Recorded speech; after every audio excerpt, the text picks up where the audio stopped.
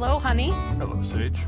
Thank you for joining me again on the Be Love podcast. The last time we did this was a little over a year ago, and you were my first guest. And I should have counted it up, but since then I've had quite a few other guests, gotten a little bit of a hang of this podcasting journey. And I'm excited to talk to you again and get a little deeper into this conversation around what it is to be love, what it is to be honest, what it is to be useful. Well, maybe this is a good place to enter in.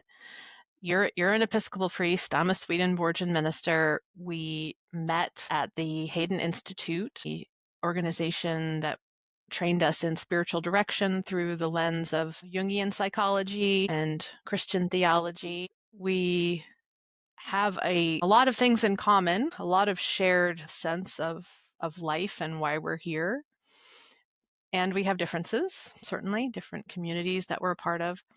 I wonder, in this frame that I've offered of be love, be honest, be useful, how you fit into that frame, what it holds for you in terms of your spiritual life, and maybe what it leaves out. I find it's a way to enter into conversations and to question is the word that I was about to say. Check my own proclivities to be more spiritually minded or more in my head. And this gets to, what I was trying to name as one of the strengths of it. It's a lived experience. Be, right?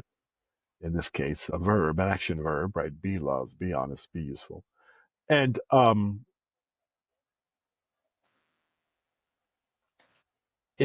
think from my perspective, manifest the spiritual ethic. I feel like I'm grasping for words because some of this is so assumed that it's hard to name and yet so subtle that it's easy to miss. I'm in the progressive liberal Christian tradition, and we're in a place of reflection about, as a group, I would say, I'm going to speak ridiculously broadly, but I don't think without reason. We're in a place, particularly in America, of really questioning where we are and what's happening when we see a version of Christianity that we don't recognize as such be dominant and profoundly impact our government, our politics, destructive decisions being made on people who we see as folks that in the gospel we're called to care for. Instead they're being persecuted. What happened, right? In some ways, there's a historical question, what happened, which is, I think, not terribly useful because the question is more, what now, right? What do we do now? How do we act now? Who are we now in response to this moment? And I hear that in this way of thinking about my relationship with God. And what it is that God's calling me to do and to be. So it's an activating principle to me at this point, something that gets me thinking about engagement and relationship and forward movement. Be love, be honest, be useful is activating. Is that what you mean? Mm-hmm. I think there's a dynamism, there's an interaction. I'm going to focus on two of the three that will entail the third.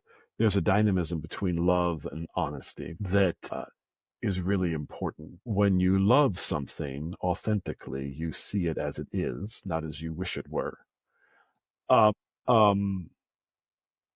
It's also the case that we are created by God for love, and we need to be honest within ourselves and gently, compassionately to each other about the ways we fall short of that. So there is a direction and an energy to being human that dynamic combination gives us, right?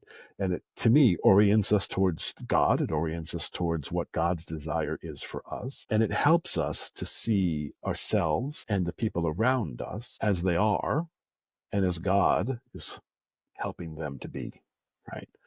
And it's so important to hold all this clearly because so much harm has been done spiritually by people who think they know what the good is for other people and thinking they know what the bad is, right? And from violence to emotional abuse to neglect, just so much harm has come through the misapplication of love and honesty. of seeing God's vision for us and thinking we know what it is rather than being humble towards it and allowing God to grow it and nurture it and expand it in us, which is, I think, what the natural movement, or if you like, the supernatural movement of, if you're in a maturing relationship with God, God is going to widen the circle of people who you have love, care, and respect for, not shrink it, just grow it. When you're able to see someone else in love, honestly, you can be of real use to them, right? If you're skillful at it. And so look at that, right? All three of these things, it's not one thing, it's three things working together in one direction, right? Or manifesting one reality, a spiritual reality, a higher reality. And if there's a, I would say that the challenge here in the second quarter of the 21st century, what seems to be the presenting challenge, is a bifurcation of broken spirituality. On the one hand, we have a largely liberal, little l, large progressive, little p culture that has a mechanistic, materialistic view of humanity, right? That doesn't recognize spirit. And that's almost a philosophical problem. Not almost, I think it is. I think it's a failure of Western philosophy that people buck up against. But that at its core, that's what's guiding us, and that's what's been guiding us. If you do X, you'll get Y, and it will be better. And usually X is a product that someone's trying to sell you. Y is a product someone's trying to sell you, having convinced you that X is a problem in you that needs to be solved. You're too thin, you're too fat, you're too dark skinned, you're too light skinned, whatever. And on the other side of that is this false spirituality of fundamentalist Christianity, right? That worships a God of violence and of retribution. That's not God. This is not who God is. But this is who they've come to believe God is. That's a pretty awful struggle, right? To be between those two things. And what's the third thing, if we're in that Jungian mode, right? What's the transcendent function that can get us beyond this bifurcation and to a new unity and move us forward? Well, I think that what's being offered here in Be Loved, Be Honest, Be Useful gives us that, right? It's not a naive spirituality. In some ways, fundamentalist Christianity spirituality is so naive and childish. And that explains a lot of the emotions that come out of that kind of spirituality, right? It's reactive, it's short-sighted, it's wish fulfillment, it's incredibly immature. And when it's presented as adult, it's really damaging. That's not what we're talking about here. We're talking about something that's able to handle complexity and that sees truth. But it's not a simplistic truth. It actually is a simple truth if you can get down to the core. It's not simplistic. It calls on us to make an effort to learn, to grow, and to be. And that's what we desperately need. I like the way you've painted that story, and I see that the materialism versus a kind of immature spiritual understanding, and it does feel to me like there is a third that's rising up, and I think Be Loved, Be Honest, Be Useful is a part of it. I see it in a lot of different places. I see it happening at St. John's. I see it happening within religious communities of all sorts. I see it happening in the new ways that we're understanding what life is through the scientific perspectives of quantum physics. There's an awareness of our oneness, of our connection to each other. These ideals that our traditions have professed for so long is now being understood through our rational minds. They're almost like coming up to the limits of that materialistic perspective and seeing that there's more that we can't explain. All of that makes me feel hopeful. And it's interesting to be in this terrain of, while we're pointing in this direction, we are living in this time of just a lot of conflict between, really, in many ways, on some level, immature perspectives on both sides, because it's almost materialistic on both sides. It's either we live in this materialistic world that we can manipulate and change and perfect, or we live in this kind of mechanistic, materialistic faith where we do certain things and then we get what we want. And both are limited. Yeah. And the path through it, and I think that's partly what empowers me to kind of step into these simple frames that are maybe difficult to get a handle on, is, for me, if this third reality is going to come into being, And if my faith, which tells me that God is moving in my life and in everyone's life and calling us to grow and actually growing us, like not even just calling us to, but like doing the work of growing, that this new third way is going to come through people and through people's Hmm. real experience. Hmm. And I think that's the core of what I'm trying to make space for. And I think what you and I have messily and beautifully been working through in our own personal lives, which are also connected to our spiritual lives, is how to do that, how to make space for that, and then to how to really honor that in each other. And I see what I see in the world, and perhaps it's because I see it in myself, is because of these systems that are either mechanistic or materialistic, there is this idea like that the answers live outside of you. If there's one thing that probably does really unify our theological perspectives, I think both of us recognize, oh, the answers lie within you. God is growing you on from the inside, and we can help each other by sharing our journey. You know, there's all kinds of ways we can help each other, and ultimately, it's an inside job, and it's an inside job that's happening in all the people all the time, which is what's really interesting to me. It's not just the people in the pews, it's everyone. And it's hard to change and grow, Hmm. which is why, even though it's an inside job, I do think we need each other. And it's kind of why I long to like work to create new spaces to be of support to people, because I know it's a hard journey. And I think there have been times I've probably longed for support and it hasn't been there. And so I'm like trying to create that support for my previous version of myself. Sure. What kind of, and I wonder, maybe you might want to share some of how you've been supported on your journey of growth, or what are the things that have helped you? I'll come at this question this way.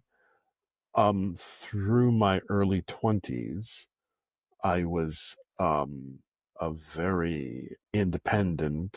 Was very much on my own in my spiritual journey. It was very much interior.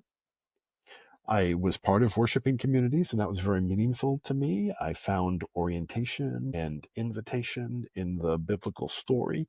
That was very important to me. I read and watched lots of things that were nourishing and important to me. And yet there was an element of it that maintained a strong boundary of being mine and mine alone. And there was probably a protective wisdom in that, given what would unfold. So when I got to my mid-20s and I began my adult life in earnest, I was I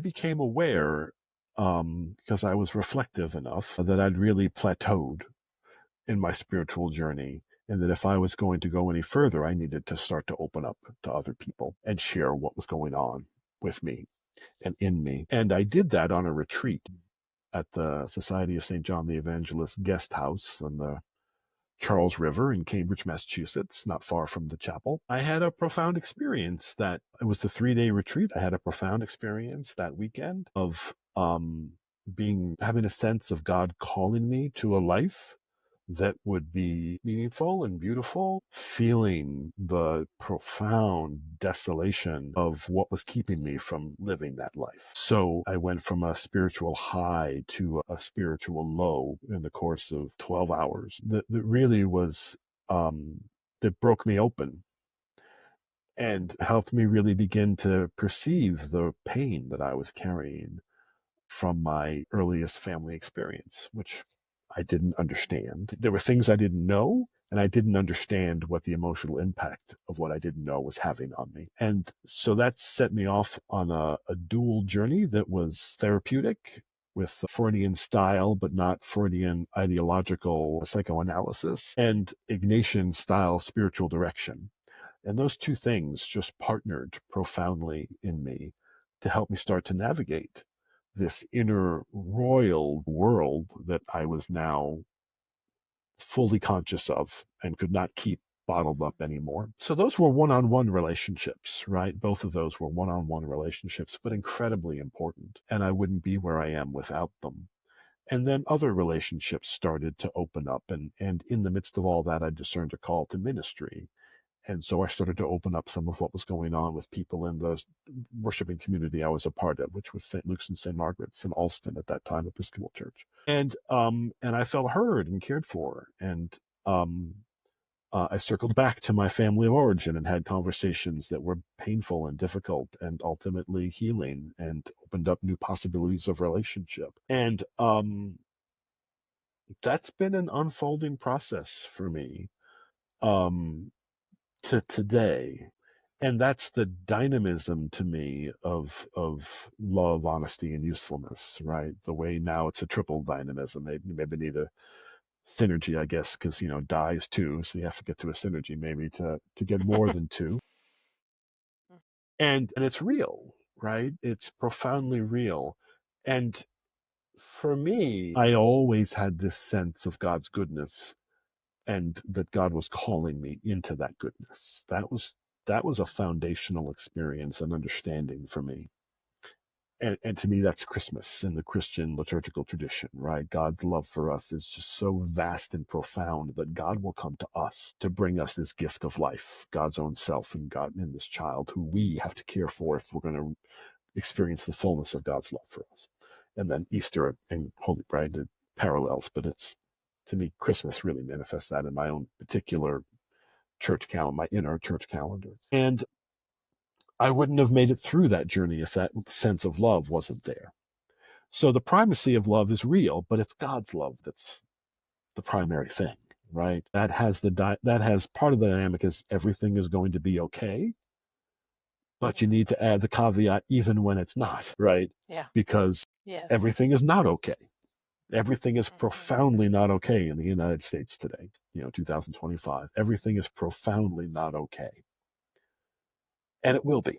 Right. And I like two things. One is I like the way it's God's love, and it was manifest in a retreat house that exists because people have the intention of making a space for people to rest. It was manifest through these relationships, through these, I think of psychology in many ways as something that has unfolded in this journey of humans to understand themselves and learn about how to grow into the good that you're describing. And then spiritual direction and Ignatian spirituality, these beautiful forms that are a part of this thing we call church that have been brought into the being through people who've been faithful to this call of love.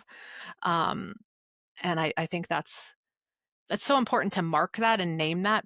And I think it's something I'm really holding because it's been such a blessing to you. We need the church has been a blessing to me in the same way, retreat spaces, all these intentional ways that we make room for human beings to recognize they're on a journey, to be fed on the journey, to be held. I think that's it, in some ways, especially talking about kind of materialism, we need those those spaces are sometimes few and far between to kind of step out of the human story of why we're here and really consider those deeper truths. And as much as kind of a lot of the Christian church right now is mechanistic and kind of perverse, there's also this other stream of life that is incredibly life-giving and incredibly grounds us in the love of God and calls us forward. Whereas it feels like sometimes the mechanistic view is like, well, as long as you're saved by God, then don't worry, the world, you're perfect and everybody else is we'll just blame everyone else for the problems. And you can just kind of sit back. Whereas the deeper call of love is to say, whoa, this is what we're doing now. And we're all here together. And how can we hold on to love in the face of so much suffering and so much not love around us? Or from another perspective, right, the dynamism of love, honesty, and usefulness is the seed of eternal life. And when you are doing these things, you are doing what you will always be doing as a conscious being across the threshold of death, which is just a threshold and not the end, right? Versus this simplistic spirituality, which is trying to say that often, but not always, that emotional, volitional experience of accepting Jesus as your savior, that's it. That's it. And then the purpose of your ministry is to get other people to have that experience like you did, right? It's a process of conformity and not community, right? Control and not collaboration. And that conformity and that control is false. It's just not real. Yeah.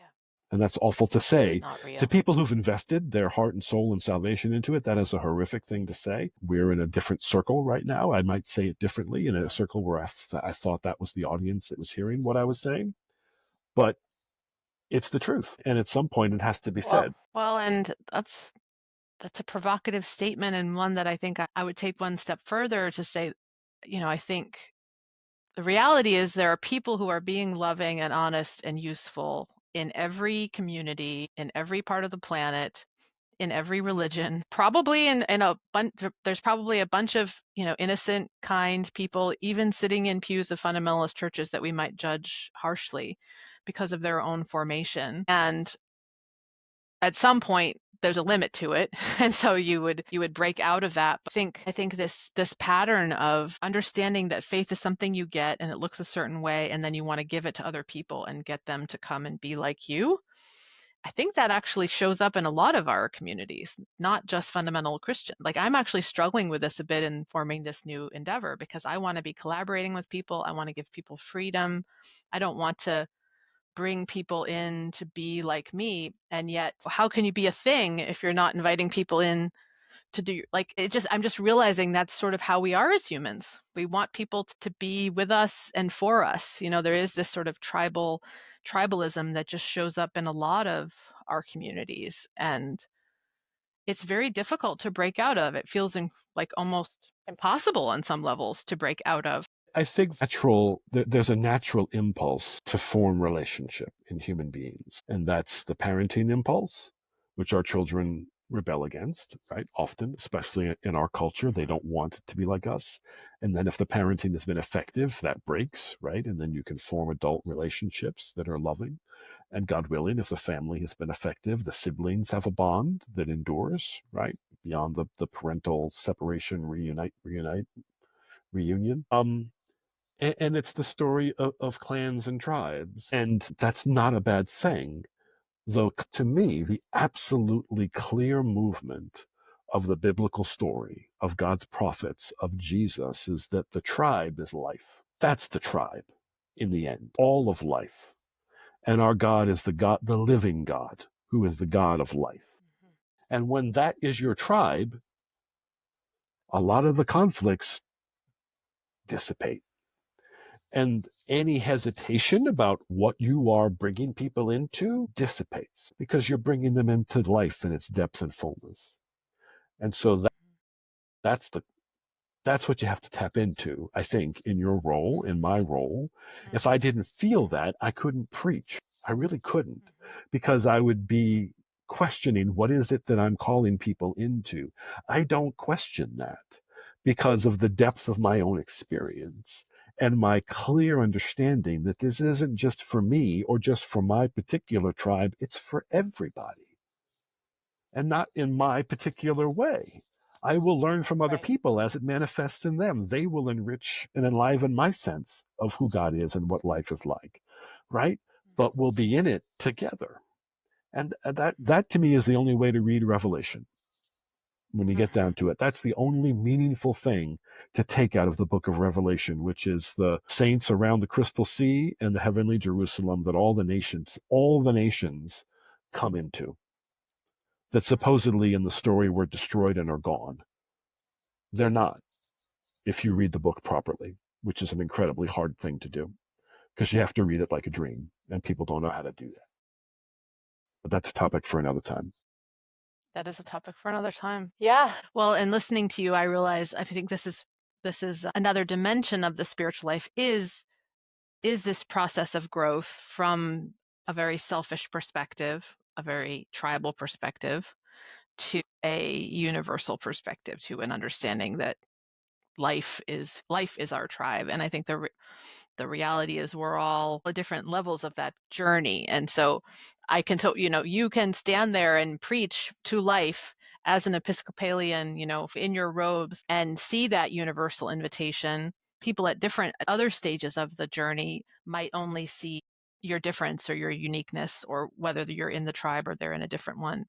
And I think that's where it becomes a little complicated. Yeah. Well, it's why we're married. It's why we're successfully married, because that's definitely who I am preaching to is life. I think that's what Helen, Doug Baldwin in his talk during the event really did a beautiful job of naming that Helen's audience was humanity. She was speaking to everybody. She did not, and we're also speaking out of our particular vessel and influencing the particular people in our community. So there's this real need to hold both of owning your, not being whitewashed of, oh, I'm speaking to humanity, so I have to lose all of my uniqueness, but how to speak from our unique vessel to the whole. It feels like the challenge of our time, really.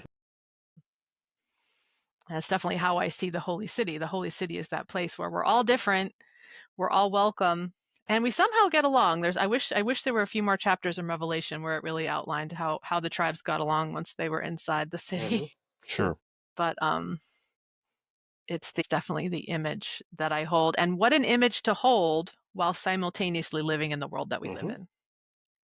How do you hold the two? How close to the city do you think we are? Or, you actually said something quite beautifully a little while ago, that when we live by these principles of love, honesty, and usefulness, we're already in our eternal being. And that came up when I was up visiting in Freiburg the other day, that we can choose heaven now. We can live in heaven now.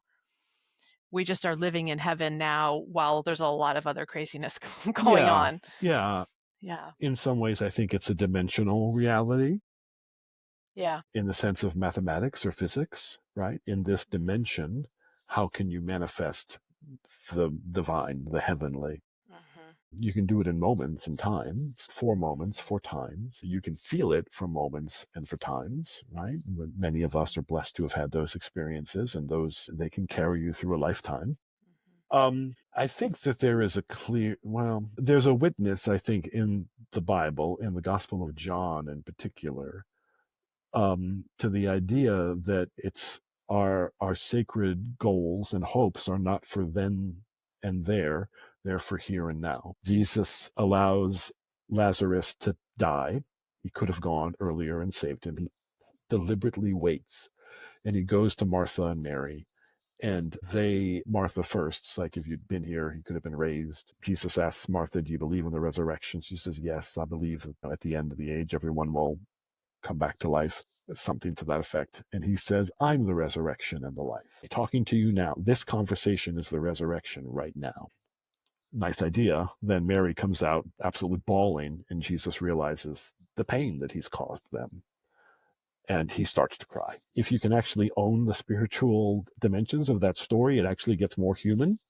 The pathos deepens. If you can accept what it's plainly telling us, that Jesus knew Lazarus was dying. He knew he could have revived him before he died, and he let him die. And then that's what the conversation is about, because he wants Martha and Mary he wants to manifest something, and he realizes the cost of that to them, let alone to Lazarus, who we don't hear from afterwards, right? What it must have been like for him. So there's a pretty powerful statement of here and now, and its inadequacy in the face of the loss, right? That's it. Those were inadequate. He actually doesn't say them to Mary. He says them to Martha, who's a little more composed and can have this dialogue with him. Martha's just crushed at the death of Lazarus. And he doesn't say those things to her because she needs her brother back. So he does it, which is the resurrection manifesting here and now. So, there's this other line. John's gospel is that is my food. That's my central food. The great story of the Jesus and the woman at the well. That whole sequence is what I think church is supposed to be. Just strip everything else away. All that happens in the course of that story is all that it being in relationship with God through Jesus should be about. And in their early dialogue, when it's just the two of them in the heat of the day at the well, she asks him a question. And it's kind of a redirection because he's gotten a little personal with her about his understanding of her life and her sexual history. She says, you Jews say we should worship in Jerusalem, but our people say we should worship here. And Jesus says to her, there'll come a day when people won't worship in Jerusalem and they won't worship in your hill. They'll worship wherever they are. They'll worship in spirit and truth, which is what God wants. That people would worship in spirit and truth. If that's the New Jerusalem, right? And that's already stated in Jeremiah, centuries beforehand. The law is going to be in your hearts, and you're not going to tell one another, know the Lord, because you're all going to know. That's the New Jerusalem, already written. Mm-hmm. And then if you read Revelation, I would argue he never leaves Patmos, right?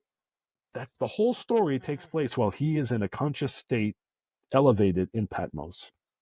And it tells him about the world that he's living in. The letters to the seven churches are all descriptive of what's actually happening in those cities. Mm-hmm. And there's resonances with what happens in the rest of the experience, but it's to the here and now.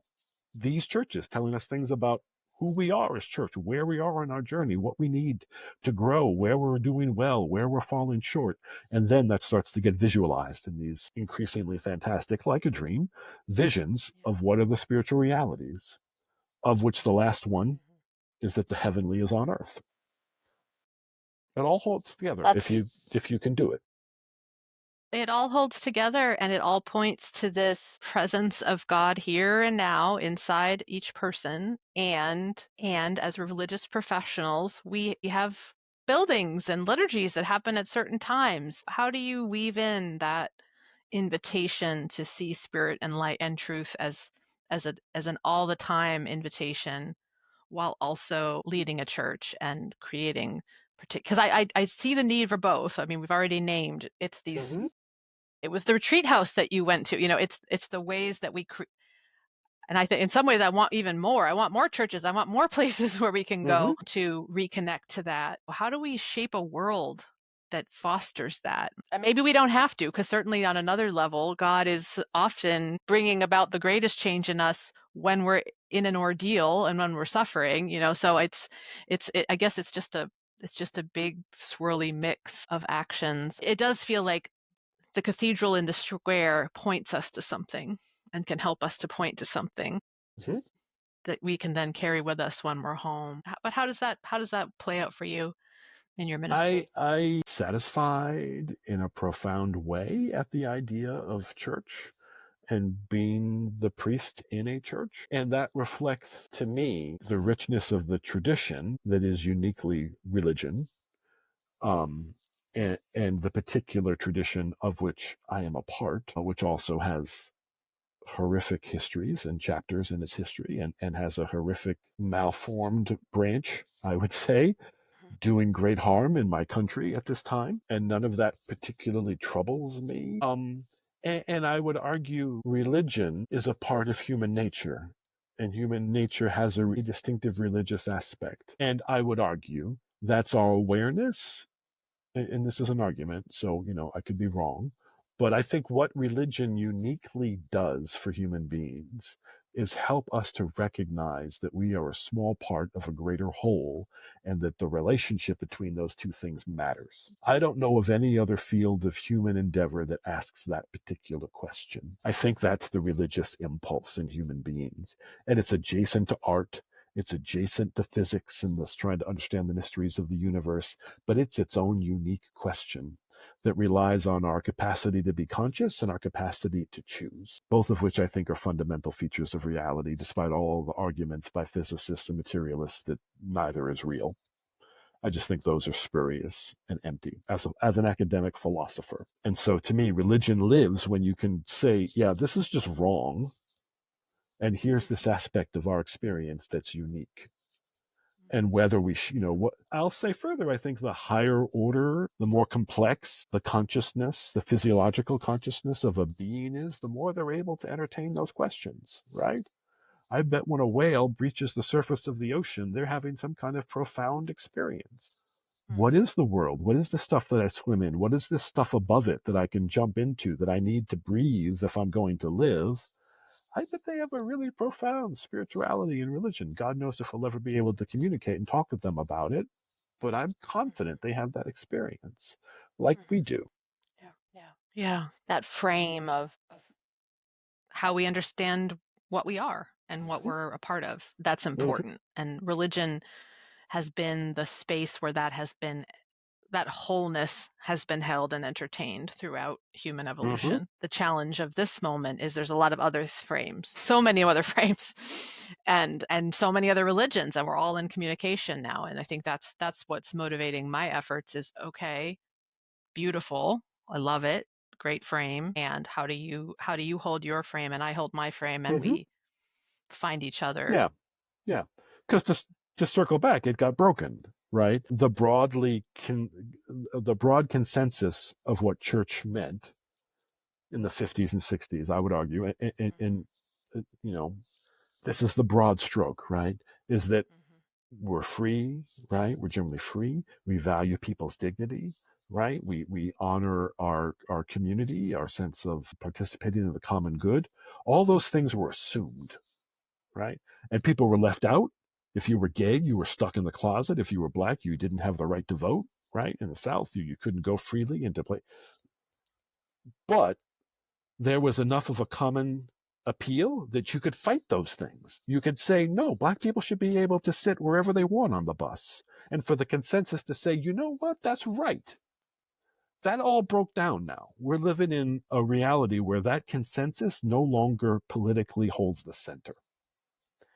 And how are we going to fight for it again? How are we going to articulate that this is the center? This is the core value, that we all have dignity. We all deserve respect. We're all worthy of love. Freedom is the fundamental value, human value, without which life is meaningless. We have to argue all those things anew again, right? So and to me, the Episcopal Church is an institution where I can say those things again with complete authenticity, because it's woven into who we are and how we understand ourselves to be. That's why it's vital and important to me. I know that's not true in all circles, in all religious circles. It's an all hands on deck kind of moment. And we're going to need new things to help fill the gap, fill the void of what broke down, the consensus that broke down. Yeah. And from my perspective, I might say there was that consensus, and the reason it was able to exist in perhaps a stable, healthy, sustainable form was actually because it wasn't yet trying to include everybody. For sure. And so there's actually, as painful as this moment is, there's a reckoning that is necessary. And I think it's destabilizing. And so that's what causes some to say, like, why I don't want to include everybody. I want to have, to kind of reaffirm some kind of edifice. And then it leaves those who really do want to live by these higher principles to really do the work. And the work is, and as you said, to really do the work, to be in communication with those who are other, it's just, there's a whole bunch of reorienting that is being forced almost at this moment. That's really painful and hard, but I think it was unavoidable. I think the political moment and religious moment that we're in is that the people for whom that consensus wasn't really at the heart of what they thought being a part of the American experiment was about, the people who took offense at the civil rights movement, at the gay rights movement, are the people who now are exercising political power, right? Yeah. And they are a profound minority that's trying to figure out how can they rule over a majority that they disagree with, which is why it's authoritarian. And it so happens to coincide with a lot of oligarchic forces, political and economic, that have taken up common cause with them, even though they probably don't share those values whatsoever or those concerns whatsoever, which makes that's a very toxic mix that we're fighting right now. Yeah. And a different kind of terrain within which to fight. As you said before, there was a stability of values that you could stand against things, and now there's this multiplicity. And I think that's the other thing I sort of see right now is there's a unity in this resistance to change and inclusivity. The terrain of human beings that are fighting for freedom and love and truth and justice are diverse. They're a diverse parade. I think they're a majority in this country and on this planet, and they're all doing it in very different ways, with different identities, different sacred stories, different practices. And so I think that's another wondering I have, or question, is like, so how does love move in that kind of terrain? And I have hope. I mean, I think all the tribes come to the city. There's precedence for believing that actually a diverse opposition is going to be more powerful. The more diverse voices, the more diverse community, the more that there's strength in that. And it's also, and there's there's effort Hmm. involved to collaborate, to figure out how to work together Hmm. and support each other and honor our differences. And it feels like we're in that work right Yeah, now. yeah. The future of humanity is, to me, this is so obvious that it shouldn't need stating, but it for many is not. So it needs stating. The future of humanity is clearly a multiracial, egalitarian society, right? That's the future of humanity. That's what a peaceful, thriving humanity will look like that has a future. Mhm. Anything less than that doesn't have a future. That's just the stark facts. And here's where, for the United States at this particular moment, right, that it would require profound honesty about our history and how we as a nation arose, steamrolling off over the indigenous peoples of this continent and enslaving African peoples to provide the cheap labor that made the economic engine grow through the Civil War. And even after the failure of construction, so much of the South, and I think still true in a lot of the South today. And there's a reason why that story is trying to be suppressed by the administration and the people in power now, because they can't handle that honesty and they don't want the multiracial coalition. They want white supremacy. So that honesty piece is now highly politicized when it shouldn't be, because it's a value. It's a high value. It's one of the highest values. Do not tell lies. I recall that among the 10 Commandments that were going to be posted in wherever it was, Texas or wherever it is, right? Yeah. And there are lies that are being Yeah. told Yeah. repeatedly to preserve a false power and authority structure. Yeah. Yeah. Which is, I think, part of this reckoning of realizing that we've held these values and we have not lived them. And now Absolutely. it's going even gangbuster, because the reality is honesty is hard. It's hard. Correct. It's painful. It's incredibly painful. And I think it's part of the message of Christianity, which is so powerful, is we are going to screw up and we have a God that will forgive and that will allow us to move beyond. But without that fessing Mm-hmm. up, you can't, it gums up the Yep. Yep. works, Yep. and the more you can realize that you're a part of this larger whole and that you're connected to everything, the easier it is to fess up, because there's a humility, I think, that can Mm-hmm. allow for that. And Mm-hmm. that's one of the other things I sort of see in this journey, is that we're so terrified to tell the truth, and then we're looking for blame, and I think that's the other piece of this, is can we just fess up and realize, like, it it was long ago. It's still in our DNA. It's still in the world, these forces of domination, but we don't have to own them and we don't have to perpetuate them, but we do have to name Mm-hmm. them. And honesty is a really big one. And I mean, I shared this when I preached it at your church, that mentality that there is one answer, and there is kind of, it's not just owning our history, but sometimes it's owning even our psyche's formation and Mm-hmm. how we operate in the world, how we have relationships, I mean, just there's just so many things that have changed. And I think a lot of people are just exhausted and reactive because of it. Yeah, you need to have touchstones to be honest, right? And that's why love and Yeah. God's love is so central to the journey. That's also Yeah. why a deep program, a profound program's not the right word, framework of spiritual formation is so important. That's why dream work is so important, because our dreams are honest with us. And if we learn how to engage with them, one, we're starting to practice humility, because our dreams are bigger than we are and more real than we are, as strange as that might be to hear for certain people. It's the truth. Our dreams are more real than we are, and in their consciousness and in their perception. And if you can establish that as a point with which your developmental journey is being regularly oriented, like a compass or a map, you're going to go farther and more deep in the best of ways. You're going to be more loving, more honest, and more useful in your life to yourself and to everyone you're in relationship with. There are touchstones, as hard as this is, and we have to have the humility, the central Christian virtue, I would argue, the central Christian personal value. We have to have humility with dignity, by the way. Maybe it needs to be salted with dignity, because it's not humiliation, right? It's not allowing people to just run all over you. It's not emulating yourself because you feel so badly about how awful you are. None of that. Humility with dignity. You're a child of God on a journey back to God. Live with humility and dignity. Beautiful. That sounds like potentially a good ending point. Humility, dignity. We can choose heaven now. We can choose these values now. And I think the dreams, maybe our next podcast will be about dreams. And I know we're wondering if we might be able to do some dream work together in this collaborative way. Mhm. Because I think for me, the other beautiful thing about dreams is they happen to everyone. Correct. They're free. It's another unifying reality of what it is to be a human being that is not dependent on race or ethnicity or religious affiliation. Mhm. It's just something that is happening. And of to what it us. means to be a mammal on planet Earth, Maybe even not and just maybe human, every right? single species and living thing on the planet. There's Mhm. some reason to think sleep cycles are universal across the entire Mhm. biosphere. Yeah. Yeah.